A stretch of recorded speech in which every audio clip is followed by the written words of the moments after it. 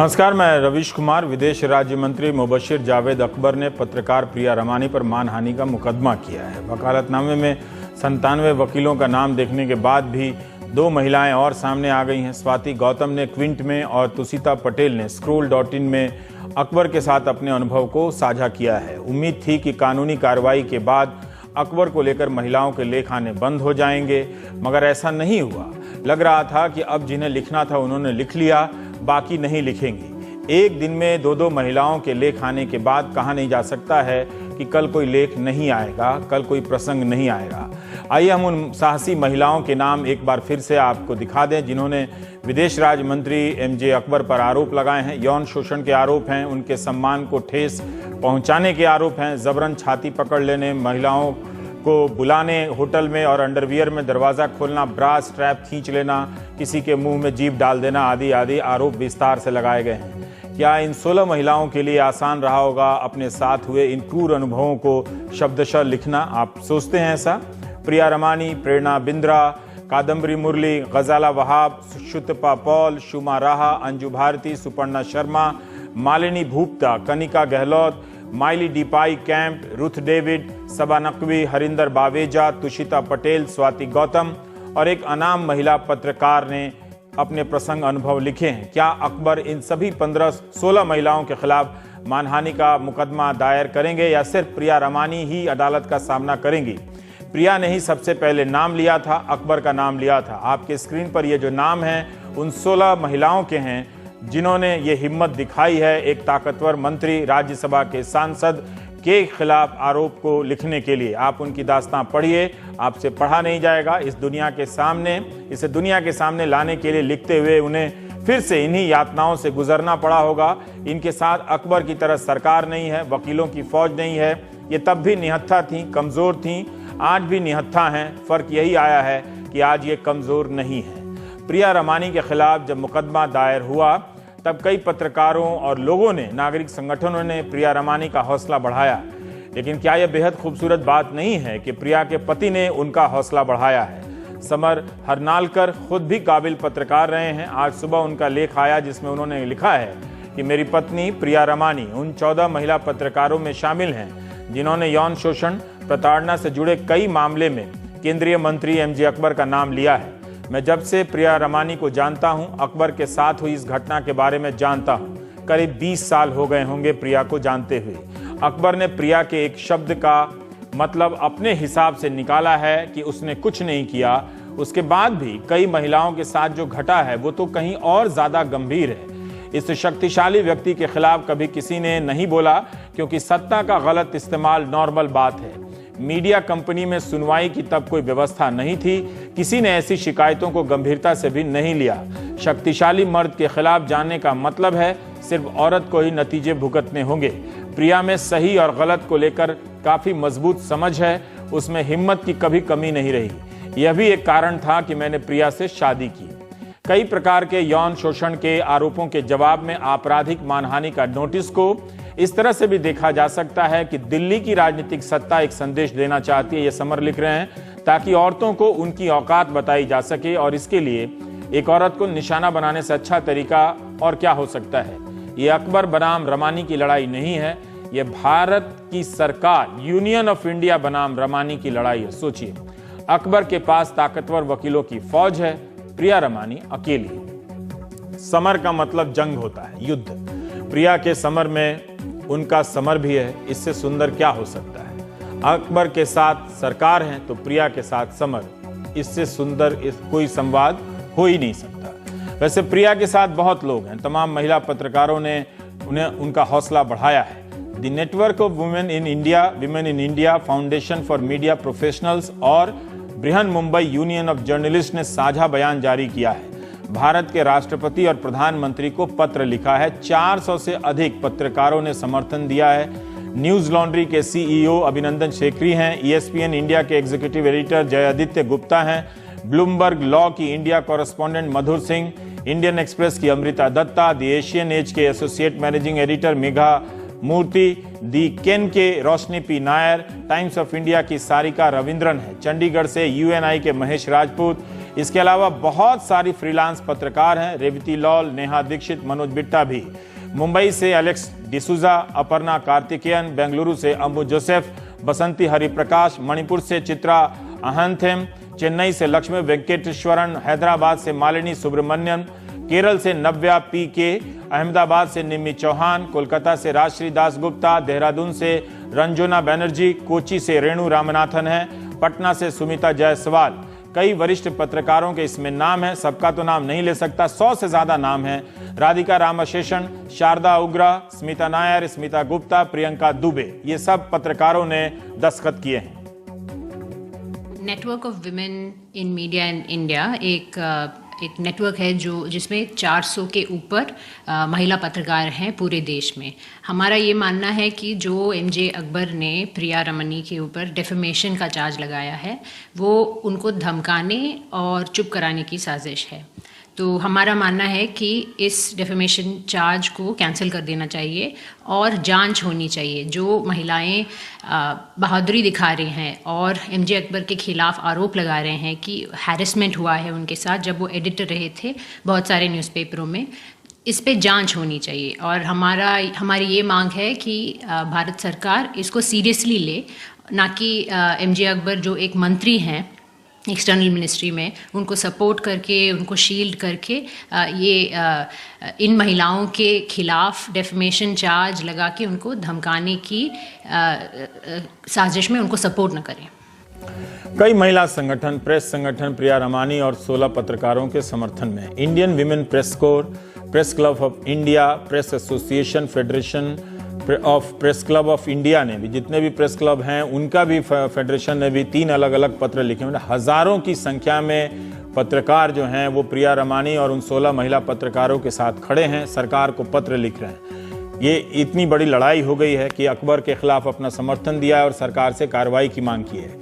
आज इन संगठनों की तरफ से गृह मंत्री राजनाथ सिंह, महिला विकास मंत्री मेनका गांधी और राष्ट्रीय महिला आयोग के चेयरमैन को लिखा गया है। राजनाथ सिंह को लिखा गया है कि हमें दुख है कि इतने आरोपों के बाद भी सरकार ने अकबर को लेकर जांच कमेटी तक नहीं बनाई, बल्कि आरोप लगाने वाली पत्रकारों की मंशा पर ही शक किया जा रहा है। खत लिखने का एक दो मकसद है। एक तो ये है कि सरकार की जो नैतिकता बनती है उसको याद दिलाने के लिए, उनको ये आभास दिलाने के लिए कि इतनी सारी जो कंप्लेंट आ रहे हैं, इतने सारे हर दिन एक के बाद एक कंप्लेंट जो है जुड़ते हुए आ रहे हैं, फिर भी जिस मंत्री के खिलाफ ये सारे जो कंप्लेंट है उनके एक भी शब्द जो है सरकार की तरफ से नहीं आ रहा है। तो ये सारे जो हम जॉइंट रिप्रेजेंटेशन देते हैं या इंडिविजुअल संगठन की तरफ से हम जो हम खत लिखते हैं, चिट्ठी लिख रहे हैं, इसमें यही कहने को कि सरकार की एक जिम्मेदारी बनती है, क्योंकि कानून जो है sexual harassment and work place जो अनुशोषण कार्य क्षेत्र में जो होता है उसके जो कानून बना है वो जो सरकार ने बनाया, पार्लियामेंट में इसको पास किया है। तो एक दायित्व सरकार को बनता ही कि उस कानून के वो भी या जो भी के तहत कुछ इंक्वायरी जो है दिखाई जाए। और एक इंक्वायरी बेसिक स्टेप है, और इंक्वायरी पूरी नहीं होती है उस मंत्री का उस पद पे रहना उचित नहीं है, क्योंकि वो इंक्वायरी के प्रोसेस को भी इन्फ्लुएंस कर सकते हैं। और क्योंकि अभी उन्होंने जो है पिटीशन भी फाइल कर दिया है एक एग्रीमेंट के खिलाफ, और उसी पद पे जो है बैठे हुए उन्होंने किया है। इन सभी पत्रों से ये संदेश नहीं जाना चाहिए कि एक भीड़ बन गई है जो बिना कारण और सबूत के हटाए जाने की मांग कर रही है। बहुत सी सुविचारित तरीके से राष्ट्रपति और प्रधानमंत्री से कहा गया है कि 16 महिला पत्रकारों ने अकबर को लेकर आपबीती बताई है। अकबर ने सिर्फ एक प्रिया रमानी को कानूनी नोटिस भेजा है और ऐसा करते हुए वे मंत्री भी बने हुए हैं। आप ये बात मानेंगे कि लड़ाई अब गैर बराबरी और एक तरफा हो गई है, क्योंकि मंत्री पद पर रहते हुए मंत्री के सामने एक अकेली प्रिया रमानी है। हम कैसे इंसाफ की उम्मीद करें? इसलिए अकबर को हटाकर निष्पक्ष जांच की व्यवस्था कीजिए। सरकार भी महिला पत्रकारों को पूरा समर्थन करे, संसाधन दे। आज एक और हिंदी अखबार प्रजातंत्र ने अकबर पर लगे आरोपों को विस्तार से छापा है। पूरा पन्ना ये अखबार भोपाल से निकलता है। हिंदी के कई अखबारों ने अकबर पे लगे आरोपों का डिटेल करोड़ों पाठकों तक नहीं पहुंचने दिया है। इससे किसकी मदद हुई है आप समझ सकते हैं। लेकिन इसके अलावा हिंदुस्तान टाइम्स और बिजनेस स्टैंडर्ड और हिंदू ने संपादकीय लिखा है जिसमें अकबर को हटा देने की बात है। हिंदुस्तान टाइम्स ने लिखा है आज की कई निजी कंपनियों ने अपनी तरफ से एक्शन लिया है, कईयों ने जांच कमेटी बैठाई है, वहां जांच कर रहे हैं और कईयों ने जांच कमेटी के नतीजे का इंतजार किए बगैर भी लोगों को हटा दिया है। इस तरह से सरकार भी एक संगठन है, उसे भी यही पैमाना अपनाना चाहिए था, लेकिन अकबर के मामले में सरकार चुप हो गई है। अकबर ने खुद जवाब दिया और कानूनी नोटिस भेजा है। हर किसी को ऐसा करने का पूरा अधिकार है, लेकिन तब भी सरकार अपने मंत्री से पद छोड़ने के लिए कह सकती थी। बिजनेस स्टैंडर्ड ने भी लिखा है कि नैतिकता का तकाजा है कि अकबर को हटा दिया जाए। 15 अक्टूबर को हिंदू ने भी अपने संपादकीय में अकबर को हटाने की बात कही। इंडियन एक्सप्रेस ने तो पहले ही संपादकीय स्टैंड लिया है कि मिस्टर अकबर मस्ट गो, यानी अकबर को जाना चाहिए। प्रिया रमानी के लिए 3 वकीलों के आगे आने के नाम सामने आ रहे हैं। वृंदा ग्रोवर हैं, इंदिरा जयसिंह हैं और रेबेका जॉन हैं। हमने इंदिरा जयसिंह से फोन पर संक्षिप्त बातचीत की। जी, मैं जहाँ तक मैं देख सकती हूँ महिला विमेंस मूवमेंट के काफी लोग उनके साथ हैं, क्योंकि उनको पता है कि ये जो कानून है sexual harassment at the work place act, इसने अपना काम नहीं किया है और कानून में बदलाव लाने की बहुत जरूरत है और इन महिलाओं को सपोर्ट करने के लिए बहुत जरूरत है जी। तो वो काफी रिस्क लेके बोल रहे हैं, जो वो बता रहे हैं उनको भी पता है कि ये सब बातें बताने से उनके ऊपर भी बहुत कुछ हमला हो सकता है, तो सपोर्ट करना ही चाहिए। एमजे अकबर जो है उसको जिसको कानून में पब्लिक फिगर कहा जाता है और क्योंकि वो मिनिस्टर है, इस सरकार के मिनिस्टर है। अब कानून में स्पष्ट रूप से लिखा गया है कि एक अगर पब्लिक इम्पोर्टेंस हो तो बोलना जरूरी है, बोल सकते हैं, इसको हम डेफिनेशन नहीं कह सकते हैं। तो मेरा मानना है it is in public interest to speak up against a public figure and point out that his behaviour is socially reprehensible and legally reprehensible. It's completely against the law what he's done. आज स्वाति गौतम और तुषिता पटेल नाम की 2 महिलाएं आगे आईं और अकबर के साथ आपबीती जाहिर की। इसके बाद भी अकबर मंत्रिमंडल में बने रहते हैं, तो मेरी राय में उन्हें प्रमोशन देकर उप प्रधानमंत्री बना देना चाहिए।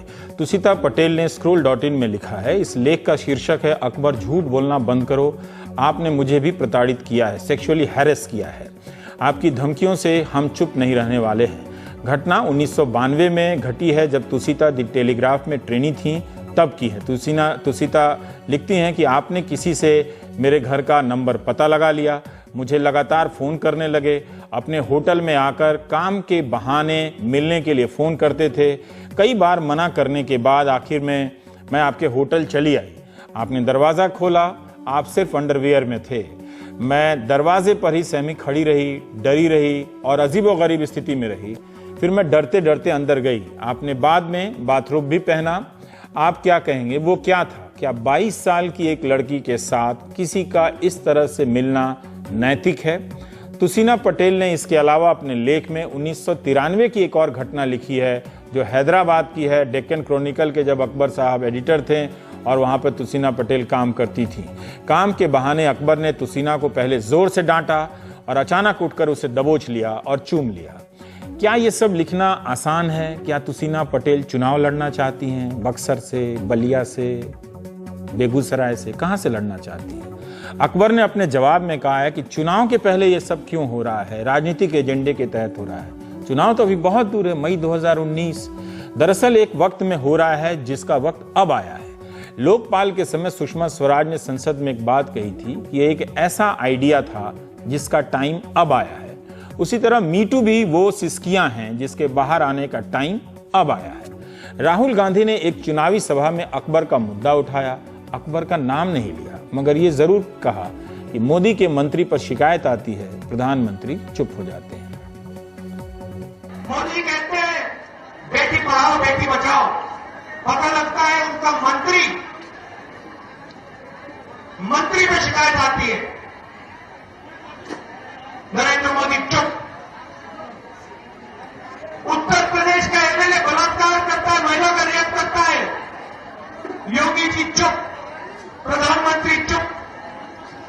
सच्चा नारा बताऊं आपको, सच्चा नारा बताऊं, बेटी पढ़ाओ और बीजेपी के नेताओं से, विधायकों से बेटी बचाओ। उधर विदेश राज्य मंत्री एमजे अकबर काफी इंपॉर्टेंट काम कर रहे हैं, जिसका पता उनके ट्वीट से चलता है। इससे पता चलता है कि वे रिलैक्स भी हैं और अपना काम बखूबी कर रहे हैं। उन्होंने ट्वीट किया है कि ब्रुकिंग स्टडी का कहना है कि भारत में हर मिनट 44 लोग गरीबी रेखा से बाहर आ रहे हैं। इसका बड़ा श्रेय जाता है कि मोदी सरकार को, जो राष्ट्रीय खाद्यान्न सुरक्षा एक्ट को अच्छे से लागू कर रही है, जिसके दायरे में 80 करोड़ लोग आते हैं। लेकिन कांग्रेस को यह सब नहीं दिखता है। भारत को बदनाम करने के प्रयास किए जा रही है। 16 महिलाएं अकबर के बारे में सोच रही हैं। अकबर भारत के गरीबों के बारे में सोच रहे हैं। ये इमोशनल पॉइंट है। सीरियसली गरीब ही वो हैं जिनके बारे में सोचते हुए भारत में कोई भी मसीहा बन जाता है। गरीब कभी मसीहा नहीं बनता, वो गरीब ही रह जाता है। मंत्री अकबर को जो ठीक लगा उसे ट्वीट कर दिया, मगर 2-3 दिन पहले जब वे विदेश में थे तब ग्लोबल हंगर इंडेक्स जारी हुआ था। इस इंडेक्स को भी ट्वीट कर देते, जिसके अनुसार 2018 की रिपोर्ट में 119 देशों में भारत का स्थान 103 है। 2014 में इसी रिपोर्ट में भारत का स्थान 99 था। हालांकि कुछ मीडिया रिपोर्ट्स में 2014 में भारत का स्थान 55वां बताया गया है, लेकिन ऑल्ट न्यूज ने इसका विश्लेषण करते हुए सही स्थिति स्पष्ट की है। फिर भी भारत 4 पायदान नीचे तो आ ही गया, जबकि सरकार के दावे के हिसाब से हमें ऊपर की ओर चढ़ना चाहिए था। खैर, सरकार ने इस रिपोर्ट को खारिज कर दिया है। ब्रुकिंग की स्टडी को अकबर ने ट्वीट किया है, उसे स्वीकार कर लिया है। अकबर ब्रुकिंग की स्टडी पढ़ रहे हैं कि हर मिनट में 44 लोग गरीबी रेखा से बाहर आ रहे हैं। अकबर अजीम प्रेमजी यूनिवर्सिटी की वो रिपोर्ट नहीं पढ़ रहे हैं कि भारत में बेरोजगारी 20 साल में सबसे ज्यादा है। ग्लोबल हंगर इंडेक्स के अनुसार 21% भारतीय बच्चे अंडरवेट है। अपने आसपास भी देख सकते हैं, उन्हें पोषक आहार नहीं मिल रहा है, जिसके कारण वजन कम हो गया है और नतीजा उनकी लंबाई नहीं बढ़ पा रही है। इस बीच अकबर का इलाहाबाद बदल गया है। हम इस अकबर की बात नहीं कर रहे हैं जो मंत्री हैं, उस अकबर की बात कर रहे हैं जो शायर थे, जिनका जन्म इलाहाबाद में हुआ था। अब इलाहाबाद का नाम प्रयागराज हो गया है। ये बड़ा भारी काम हुआ है। उन्हीं का एक शेर है, कुछ इलाहाबाद में सामा नहीं बहबूद के, या धरा क्या है बजुज अकबर के और अमरूद के। ब्रेक के बाद रफाल विवाद की नई उड़ान पर एक रिपोर्ट दिखाएंगे, लेकिन इससे पहले हम मुकेश सिंह सेंगर की एक स्टोरी दिखाना चाहते हैं। दिल्ली के होटल में एक नेताजी के बेटे किस तरह से रिवॉल्वर लेकर, पिस्तौल लेकर घूमते रहे और धमकाते रहे। वीडियो देख के तो लगा कि अब तो उन्होंने गोली चला ही दी है। 14 अक्टूबर की सुबह एक शख्स दूसरे शख्स और उसकी दोस्त से बदसलूकी करता है, अपनी पिस्तौल निकालकर धमकाता है। ये वारदात दक्षिणी दिल्ली के 5 सितारा होटल की है, लेकिन होटल के स्टाफ ने शिकायत 2 दिन बाद की। पुलिस ने आर्म्स एक्ट, धमकी देने, छेड़खानी करने और मारपीट करने की धाराओं के तहत केस दर्ज कर लिया है। उस रात लेडीज वॉशरूम में घुसने के ऊपर 2 पार्टियां थीं जो फंक्शन अटेंड करने आए थे, उनमें आपस में बहस हुई है और उसी बहस बढ़ते बढ़ते होटल के कॉरिडोर तक आई है और उसमें एक व्यक्ति ने पिस्टल निकालकर वहां मौजूद लोगों को धमकी दी है और उसके बाद दोनों ग्रुप वहां से चले गए। आरोपी की पहचान लखनऊ के आशीष पांडे के रूप में हुई, जबकि पीड़ित गौरव है जो दिल्ली का रहने वाला है। दिल्ली पुलिस की 2 टीमें लखनऊ में हैं, उसके गोमती नगर के बंगले और संस्कृति अपार्टमेंट के पेंट हाउस में यूपी पुलिस और दिल्ली पुलिस ने छापेमारी की, लेकिन पता चला वो सुबह 9 बजे ही निकल गया। आशीष पांडे की 2 तरह की ताकत है, एक सियासी और दूसरे कारोबार की। पिता उसके बीएसपी में एमपी तो थे ही, भाई एमएलए है। एक ये ताकत और दूसरी ये उनका स्कूल चलता है, फैक्ट्री है, रियल एस्टेट का बिजनेस है। ये सब कुछ मिला करके उन्हें एक रसूखदार परिवार बनाते हैं। पूरे देश के एयरपोर्ट्स पर इसकी एलओसी खुलवा दी गई है और बहुत जल्दी हमारी टीम्स इस आदमी को अपने कब्जे में करके इन्वेस्टिगेशन को इसके लॉजिकल एंड तक ले जाएंगे। आरोपी आशीष पांडे यूपी के अंबेडकर नगर से बसपा के पूर्व सांसद राकेश पांडे का बेटा है। राकेश पर भी कई आपराधिक मामले दर्ज हैं। आशीष का भाई बीएसपी से एमएलए है। हथियारों का शौक किस कदर है, इसका अंदाजा उसके फेसबुक अकाउंट की एक झलक से मिल जाएगा। वहीं पीड़ित गौरव भी रसूखदार परिवार से है। उसके पिता दिल्ली के मॉडल टाउन से कांग्रेस के एमएलए रहे हैं। उनका कहना है कि शिकायत इसलिए नहीं की क्योंकि उनका बेटा डर गया है। और हम लोग बहुत ज़्यादा सदमे में हैं।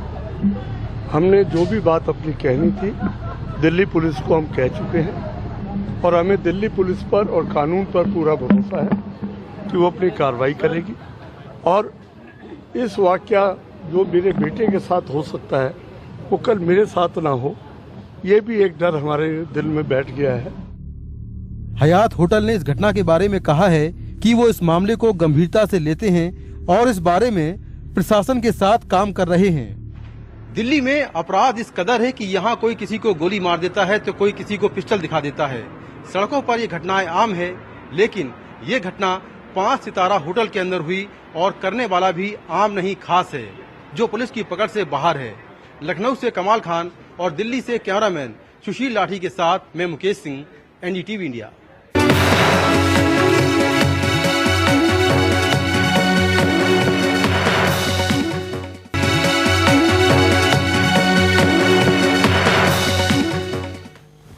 अभी चंद दिनों पहले फ्रांस की न्यूज वेबसाइट मीडिया पार्ट ने अपनी रिपोर्ट में दावा किया कि रफाल विमान बनाने वाली कंपनी के नंबर 2 के पद पर काम करने वाले अधिकारी ने बताया है कि दासो एविएशन पर दबाव डाला गया कि अनिल अंबानी की कंपनी को ही पार्टनर बनाना अनिवार्य है और बाध्यकारी है। अब एक फ्रेंच एविएशन ब्लॉग पोर्टल में नए दस्तावेज पेश किए गए हैं जो इसी को अधिकृत करते हैं। इस वेबसाइट ने दासो एविएशन के 2 मजदूर संघों के छपे हुए दस्तावेज पेश किए हैं। इन यूनियन के नाम है CFDT और CGT। 11 मई 2017 को इनकी बैठक हुई जिसके नोट्स मिले हैं, जिन्हें मिनट्स कहते हैं। इसी बात को मीडिया पार्ट ने छापा, मगर फ्रेंच एविएशन ब्लॉग ने दस्तावेज के साथ छाप दिया है। दासो एविएशन ने मीडिया पार्ट की रिपोर्ट का खंडन किया था, कहा था कि रिलायंस डिफेंस को पार्टनर बनाने के लिए भारत ने दबाव नहीं डाला।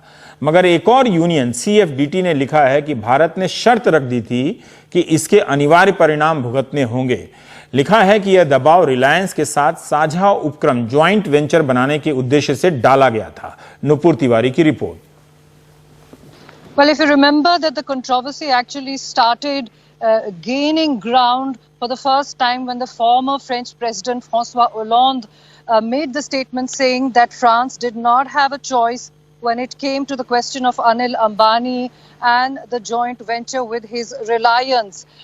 Ever since, of course, there were other statements that were made. Daso, of course, always insisting that they are the ones who have actually made the choice. But now with these 2 trade union documents coming out, there are 2 things that are important. One is that this statement made by Mr. Segalan, the number 2 of Daso, mentions both the offset obligation as well as the particular joint venture with Reliance's Anil Ambani. So it's very difficult to separate the 2 really, even if one was to look at both the sides. And this is the clarification that has to come from the government of India, because the doubt that Mr. Anil Ambani might have been forced upon Daso does not go away.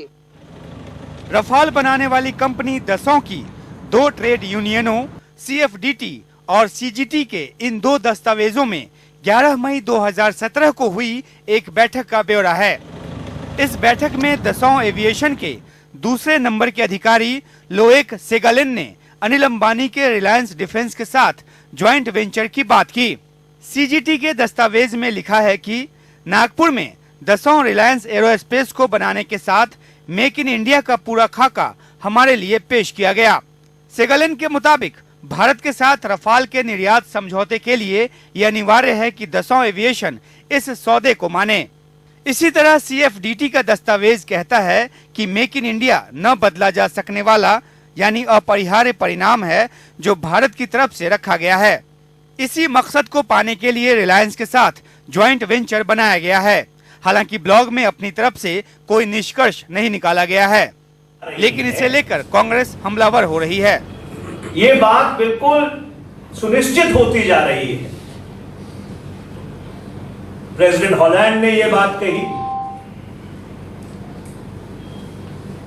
अब उस company से जुड़ी हुई जो trade unions हैं वो इसकी पुष्टि कर रही हैं।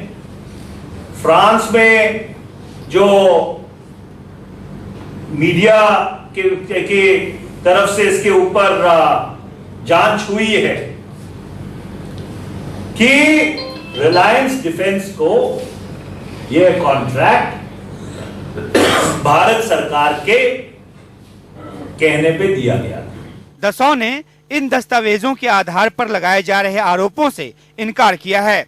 उसका कहना है कि उसके ऊपर भारत में ऑफसेट निवेश की शर्त थी, न कि अनिल अंबानी के रिलायंस डिफेंस के साथ ज्वाइंट वेंचर बनाने की। बीजेपी भी इससे इनकार कर रही है।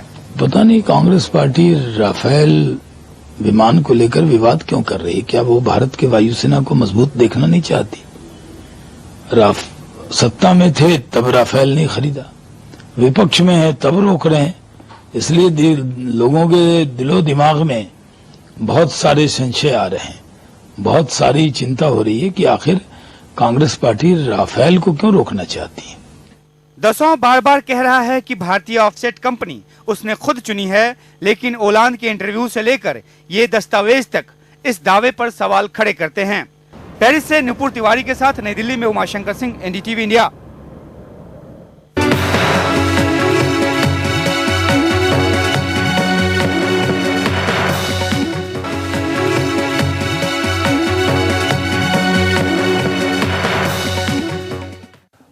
अलीगढ़ मुस्लिम यूनिवर्सिटी में पिछले कुछ दिनों से चला आ रहा कश्मीरी छात्रों का प्रदर्शन फिलहाल थम गया है। यूनिवर्सिटी प्रशासन ने देश विरोधी नारे लगाने के आरोप में निलंबित किए गए 2 कश्मीरी छात्रों का निलंबन रद्द कर दिया है, लेकिन अभी पुलिस ने इन छात्रों पर लगे आरोपों को वापस नहीं लिया है। कश्मीरी छात्रों के नुमाइंदों का कहना है कि अगर पुलिस ने जल्द ये आरोप वापस नहीं लिए तो वो नए सिरे से आंदोलन करेंगे। इन छात्रों ने अपनी डिग्रियां लौटाकर एक साथ वापस कश्मीर लौट जाने की चेतावनी दी थी। पुलिस ने देश विरोधी नारे लगाने का आरोप लगाया था। जम्मू कश्मीर के राज्यपाल ने भी लिखा है कि इन छात्रों को बेवजह परेशान नहीं किया जाना चाहिए।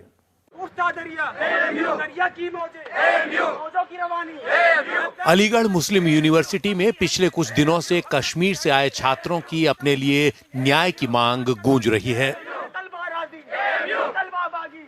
ये छात्र अपने 2 साथी छात्रों के निलंबन और उनके खिलाफ लगाए गए देशद्रोह के आरोपों को वापस लिए जाने की मांग कर रहे हैं, और ऐसा न किए जाने पर उन्होंने 17 अक्टूबर को सर सैयद अहमद डे के मौके पर अपनी डिग्रियां सौंपकर यूनिवर्सिटी छोड़कर जाने का अल्टीमेटम दिया है। दरअसल 11 अक्टूबर को कश्मीर के कुपवाड़ा जिले में हुई एक मुठभेड़ में सुरक्षा बलों ने हिजबुल मुजाहिदीन के आतंकी मनान बशीर वानी को मार गिराया था। 27 साल का मनान बशीर इस साल के शुरू तक एएमयू से ही एलाइड जियोलॉजी में पीएचडी कर रहा था और जनवरी में यूनिवर्सिटी को छोड़कर उसने बंदूक उठा ली थी। मुठभेड़ में उसकी मौत के बाद से एएमयू के कुछ कश्मीरी छात्रों पर आरोप लग रहा है कि उन्होंने वानी की मौत के बाद भारत विरोधी नारे लगाए और उसके लिए एक प्रार्थना सभा आयोजित करने की कोशिश की। कश्मीरी छात्रों ने इस आरोप से सरासर इनकार किया है। एएमयू के वाइस चांसलर को लिखे एक पत्र में इन छात्रों ने कहा कि कोई प्रार्थना सभा आयोजित नहीं की गई और उन्हें जानबूझकर राजनीतिक वजहों से बदनाम किया जा रहा है। कोई गैदरिंग नहीं हुई थी, कुछ नहीं हुआ था आज तक। लड़कों को मैंने कंट्रोल में रखा था, लेकिन वो बेचारे अब बहुत ज्यादा परेशान हो गए, इनसिक्योर फील कर रहे हैं। उधर अलीगढ़ के एसएसपी अजय साहनी के मुताबिक पुलिस ने 12 अक्टूबर को सामने आए एक वीडियो के आधार पर कार्रवाई की। इस वीडियो में 3 कश्मीरी छात्र भारत विरोधी नारे लगाते दिख रहे हैं।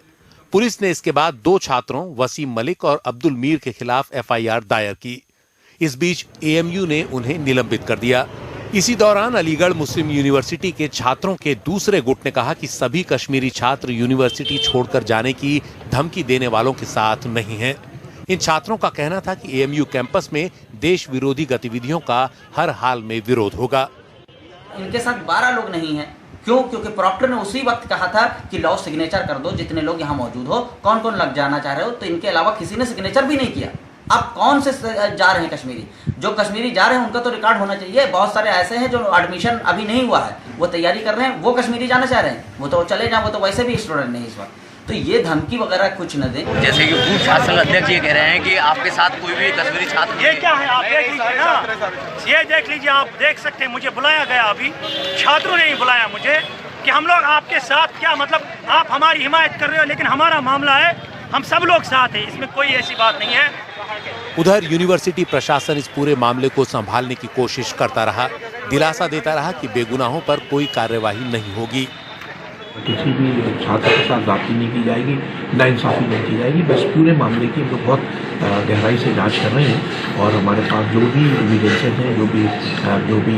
हैं, जो भी शवाहिद हैं, उन पर गौर किया जा रहा है। ये मसला कश्मीर की राजनीति में भी उठ गया। जम्मू कश्मीर की पूर्व मुख्यमंत्री महबूबा मुफ्ती ने ट्वीट किया कि छात्रों को इतना पीछे धकेलना उल्टा पड़ेगा। छात्रों के खिलाफ केस वापस लेने के लिए केंद्र सरकार दखल दे और एएमयू प्रशासन उनके निलंबन को रद्द करे। संबंधित राज्य सरकारें हालात की संवेदनशीलता को समझें और छात्रों में अलगाव की भावना न बढ़ने दें। इस बीच इस मसले पर एएमयू की आंतरिक कमेटी से 72 घंटे में जांच रिपोर्ट देने को कहा गया। जांच रिपोर्ट के बाद एएमयू प्रशासन ने दोनों छात्रों का निलंबन वापस ले लिया, लेकिन कश्मीरी छात्रों का कहना है कि निलंबन वापस होना ही काफी नहीं है, छात्रों पर लगाए गए देशद्रोह के आरोप भी वापस होने चाहिए। फिलहाल 17 अक्टूबर को सभी छात्रों के कश्मीर लौटने का अल्टीमेटम उन्होंने इस उम्मीद पर वापस ले लिया है कि यूनिवर्सिटी के फैसले के आधार पर पुलिस छात्रों पर लगाए गए आरोपों को वापस ले लेगी। ऐसा न होने पर उन्होंने नए सिरे से आंदोलन की चेतावनी दी है। अलीगढ़ से अदनान खान की रिपोर्ट, एनडीटीवी इंडिया।